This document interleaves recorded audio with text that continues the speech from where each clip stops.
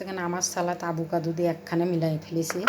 ম্যাডামে কইছে কি লাল আটা দিয়ে রুটি বানাবো, পাতলা করে গুলায় নেটে দেখিছে যে এরম করে রুটি বানায়। এরম করে রুটি বানাইতে চাপড়িও হয় নাই, ধাপড়িও হয় নাই, ধাপড়ি হয়ে গেছে। যাই হোক, ভুলসুটি হলে ক্ষমা দৃষ্টিতে দেখবেন।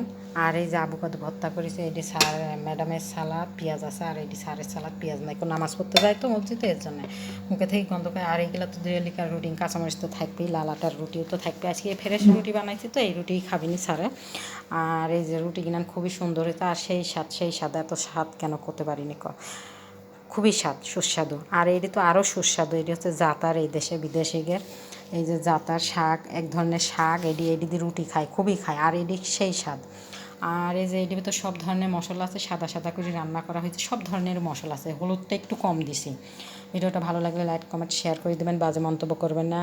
যে দেশের যে খান বিদেশি বলি কথা, ক্ষমা দৃষ্টিতে দেখবেন ভুলসুটি হলে। আসসালামু আলাইকুম।